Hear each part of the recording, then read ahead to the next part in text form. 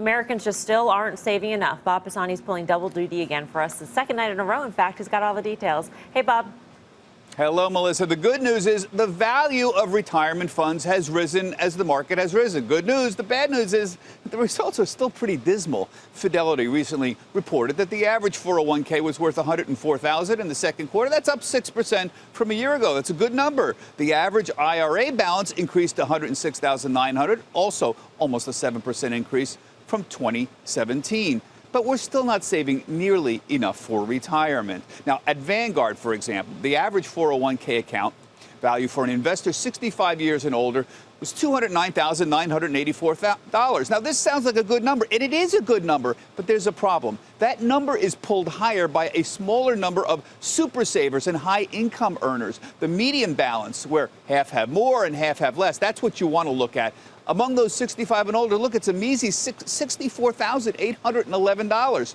Average that out over 20 years. So most Americans 65 would expect to live into their mid-80s. And that's not a lot of money to pull out on a yearly basis. $3,000, $4,000 a year, perhaps.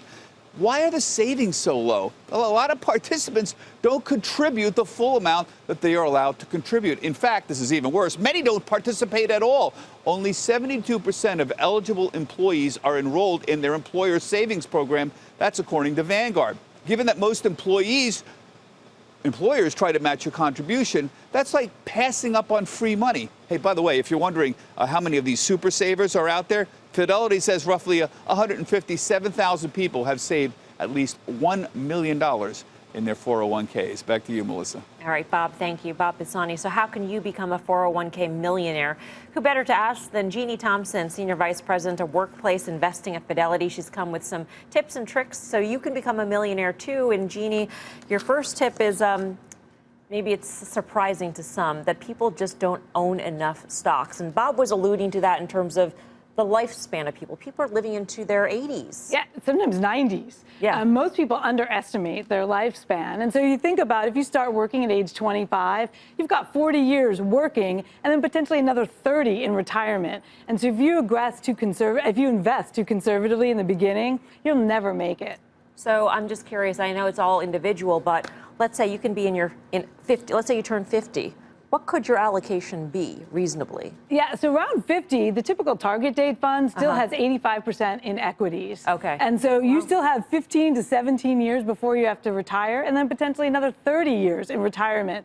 And so we really do recommend that you stay, 90% equities all the way into your 50s. Wow. Yeah. You also say you have to know what your end goal is. Invest with purpose, you say. That's right. We do say that because it's really like running a marathon more than a sprint, and you have to know where you want to go.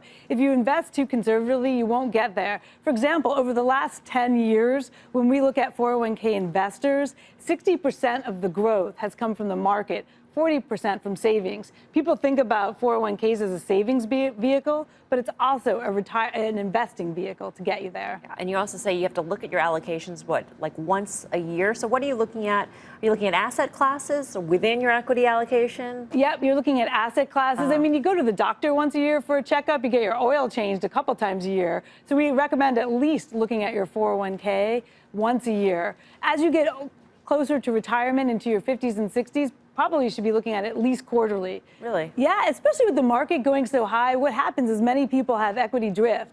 And so maybe they only want to say they want 75% equity, but with the market so high, they could be drifting. It's gone out of whack. Exactly, it's gone out of whack. So we encourage them to rebalance. It's funny because, you think about 401ks and retirement plans, and you think this is money that you want to sock away. You don't want to look at it too often because if the stock market goes down, you could freak out and do something bad. I mean, there's a flip side to this too, isn't there? Yeah, there really is, and we saw that back in 08 and 09. Right. I'm old enough to remember that very well, and I would say that, what's interesting, within the 401k plan, we saw less than 1% of investors having that knee-jerk reaction and moving to cash. Most stayed the course. Okay. And it's great news because back in 08, when we look at people that have been in for 10 years, their balance was $73,000 back in 08, and now it's well over $200,000, approaching 300. Wow. So yeah, so it really reinforces that you got to stay the course and not react too quickly to market volatility. But look at the course. Yes. Also. Yeah, Okay. yeah, you have to know where exactly. you're going. Yeah. All right, Jeanne, thank you. You're welcome. Jeanne Thompson of Fidelity.